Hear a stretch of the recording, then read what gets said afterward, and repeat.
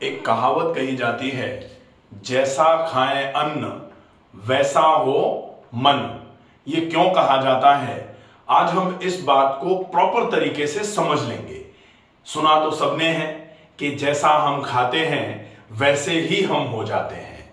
आयुर्वेद में जो शरीर के घटक माने गए हैं, सप्त धातुओं से मिलकर के शरीर बना है, ये आयुर्वेद मानता है।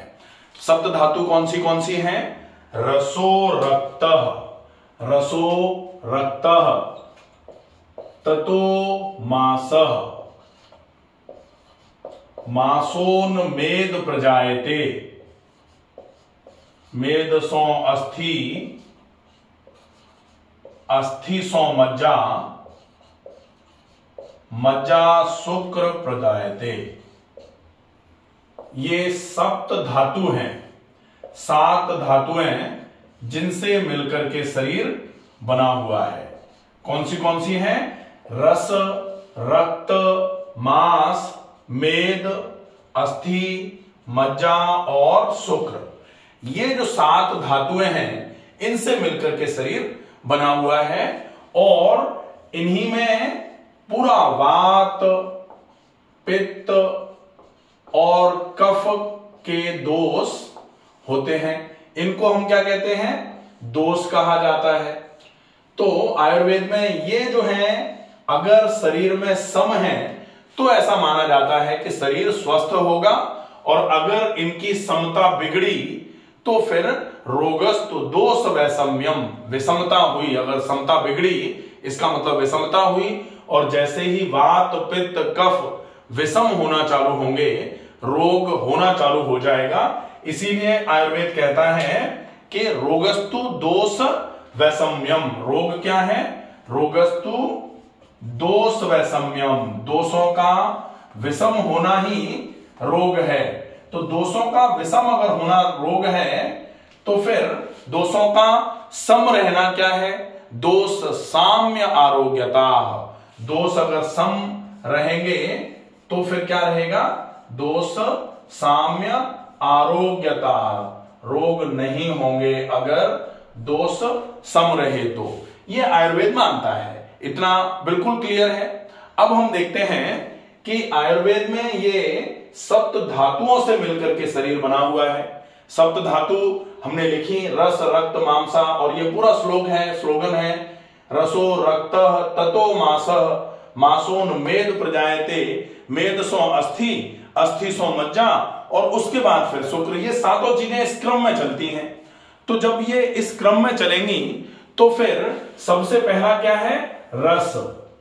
अगर रस पहले नंबर की धातु है, रस धातु किससे बनेगी? आहार से। जो हम आहार लेते हैं उससे पहले नंबर की धातु बनती है, जिसको बोला जाता है रस। और अगर पहले रस बना तो फिर रस और रस से क्या बनेगा? रक्त बनेगा। और रस और रक्त जब ये 2 चीजें मिलेंगी तब तीसरी चीज मांस बनेगी। रस, रक्त और मांस जब ये तीनों मिलेंगे तब चौथी चीज मेद बनेगी। जब ये चारों मिलेंगे तब 5वीं चीज अस्थि बनेगी। जब ये 5 मिलेंगे तब 6ठी चीज मज्जा बनेगी। और जब पूरी 6 मिलेंगी तब जाके कहीं शुक्र का निर्माण होता है। इस तरीके से शरीर का निर्माण हुआ। तो सबसे पहले क्या था? रस। अगर रस सबसे पहले है तो रस किससे बन रहा है? आहार से। इसीलिए हम क्या कह रहे हैं? आहार से रस बना, आहार से आहार रस बना। और ये आहार रस जो है ये रस धातु है, और रस धातु से फिर बाकी की चीजें बन रही हैं। तो पहले आहार से रस बन रहा है, इसीलिए बोला जाता है जैसा खाएं अन्न। अन्न आहार को बोला गया है कि जैसा खाएं आहार या अन्न जो बोला जा रहा है, वैसा बने क्या? वैसा क्या बने? मन। अब मन कब बनेगा? सबसे पहले जैसा खाएं आहार वैसा क्या बने? रस। जैसा बने रस वैसा रक्त, जैसा रक्त वैसा मांस, वैसा मांस जैसा मांस वैसा मेद, जैसा मेद वैसी अस्थि, जैसी अस्थि वैसी मज्जा, जैसी ये सारी वैसा शुक्र। और जब ये सारी चीजें मिलकर के शरीर है तो जैसा ये होगा वैसा ही शरीर, और जैसा शरीर होगा कहा जाता है एक स्वस्थ मन में ही स्वस्थ शरीर का वास होता है। इसलिए अगर आपने आहार रस अच्छा खाया है तो आपका आहार रस जब अच्छा है तो रस से पूरे शरीर का निर्माण हो रहा है तो वो सब अच्छा होगा। और अगर वो ठीक नहीं है तो फिर पूरे शरीर का निर्माण उस ठीक नहीं जो है कंटेंट उससे हुआ है तो वो भी ठीक नहीं होगा। और अगर स्वस्थ शरीर में स्वस्थ मन का वास होता है, अगर शरीर अस्वस्थ है तो मन भी अस्वस्थ होगा, शरीर स्वस्थ है तो मन भी स्वस्थ होगा। और शरीर की स्वस्थ जो अवस्था है स्वास्थ्य की वो किस पर निर्भर कर रही है? आहार पर। तो इसीलिए बोला जाता है जैसा खाए अन्न वैसा हो मन। तो अब हम ये देखें कि हम जो जैसी बिल्डिंग मटेरियल का उपयोग करके बिल्डिंग तैयार करते हैं वैसी ही बिल्डिंग बन करके तैयार होती है। ये सब जानते हैं कि हम रॉ मटेरियल जैसा लेके आएंगे, जो हम चीज बना रहे हैं जिस रॉ मटेरियल से बनेगी उसकी क्वालिटी भी वैसी ही होगी। ऐसा नहीं हो सकता कि ये हमने बहुत खराब खाया और पूरा का पूरा इस सबको मिला करके अगर हम शरीर मान रहे हैं तो ये तो हम खराब खाएं लेकिन शरीर सही हो जाए, ऐसा संभव नहीं है। क्योंकि इन सब से मिलकर ही शरीर बना है, तो जैसा ये होगा वैसा ही शरीर होगा। इसलिए बोला जाता है कि अगर शरीर को स्वस्थ रखना है तो आपका आहार बहुत अच्छा होना चाहिए। इसमें एक विशेष बात का ध्यान भी आप रख सकते हैं कि अगर आप आहार की जब बात करते हैं तो फिर आहार में कौन सी चीजें आ रही हैं? आहार में हम सामान्य तौर पर जो आहार हम मुंह के माध्यम से शरीर में पहुंचाते हैं हम उसको सामान्य तौर पर आहार मानते हैं। तो डेफिनेटली वो तो आहार है ही, लेकिन उसके अलावा जो हमारी ज्ञानेंद्रियां हैं, जो हमने जीवा पर डाला वो रस के रूप में हमारे शरीर में पहुंचा, जो हमने आंख के माध्यम से आहार लिया जिसको रूप बोला जाता है, जिसको दृश्य बोला जाता है, वो भी आहार माना जाएगा। जो शब्द के रूप में हमने कान में से ग्रहण किया वो भी आहार होता है। तो ये जो कहा गया कि जैसा खाएं अन्न, जैसा खाएं अन्न वैसा हो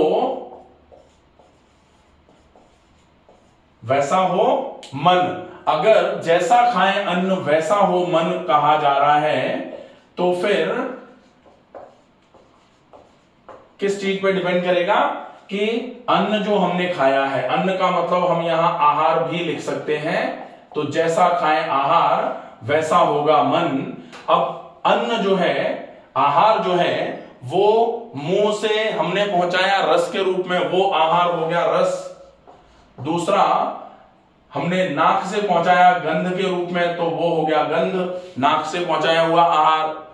रूप के रूप में हमने आंख से जो आहार पहुंचाया वो हो गया आंख का आहार।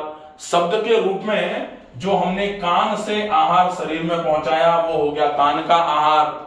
और जो त्वचा से हमने आहार स्पर्श के रूप में पहुंचाया ये हो गया त्वचा का आहार। तो ये 5 आहार, पांचों जो हमारी ज्ञानेंद्रियां हैं उनके अपने अपने आहार होते हैं।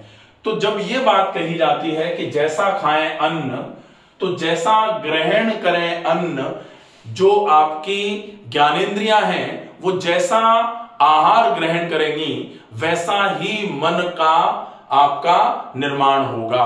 तो अगर आप केवल रस के रूप में जीवा पर अच्छा खा रहे हैं लेकिन कान में आपके शब्द बहुत खराब जा रहे हैं, रूप जो आप देख रहे हैं वो बहुत सही नहीं है, गंध जो आप नाक के माध्यम से अंदर ले जा रहे हैं वो अगर सही नहीं है तो मन सही कभी कभी नहीं हो पाता। हम तो बिल्कुल बढ़िया खा रहे हैं लेकिन वातावरण जहां हम रह रहे हैं अगर वो ठीक नहीं है तो हमारा मन ठीक नहीं रहता है।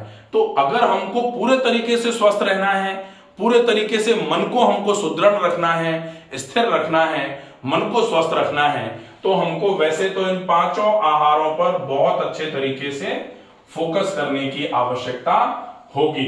अगर ये 5 आहार हमने सुधार लिए तो निश्चित ही शरीर पूरे तरीके से निरोगी होगा। और अगर हमने ये आहार सुधार करके थोड़ा व्यायाम की व्यवस्था कर ली तो निश्चित ही शरीर में से रोग धीरे धीरे करके, जो रोग शरीर में उपज रहे थे वो निकलना चालू हो जाएंगे। शरीर कुछ ही समय में निरोग की अवस्था, आरोग्य की अवस्था को पालेगा। ये वीडियो जो बनाया गया उसका उद्देश्य सिर्फ इतना सा था कि हम ये सब जानते हैं, जैसा खाए अन्न वैसा हो मन, लेकिन ये क्यों कहा जाता है ये प्रॉपर तरीके से आप समझ लें। आशा है ये वीडियो आपको इस चीज को समझने में हेल्प करेगा। ज्यादा से ज्यादा इस वीडियो को शेयर करिए। सुरक्षित रहिए, स्वस्थ रहिए। धन्यवाद।